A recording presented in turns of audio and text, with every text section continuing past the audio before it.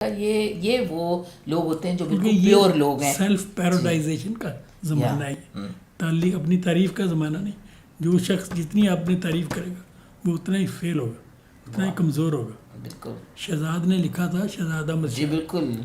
کہ یہ ظفر اقبال رد تعلیق کا شاعر، واہ. یعنی تعلیق کے الٹ بالکل کبھی اپنی تعریف نہیں کرے گا.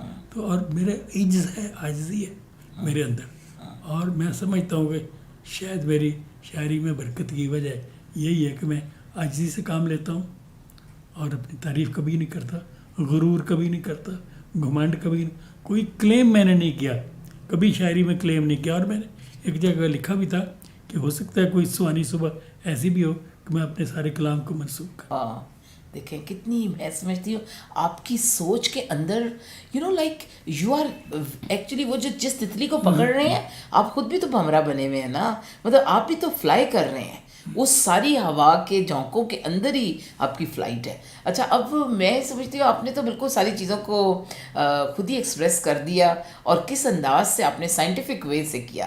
چونکہ میں سمجھتی ہوں کہ ظفر اقبال ہو یا کوئی بھی شخص، خود بخود ہم اس دور میں جینا شروع کر دیتے ہیں، لیکن ہمیں جن لوگوں کو اتنا شعور ہوتا ہے کہ وہ اسی کو خود شناسی کہتے ہیں.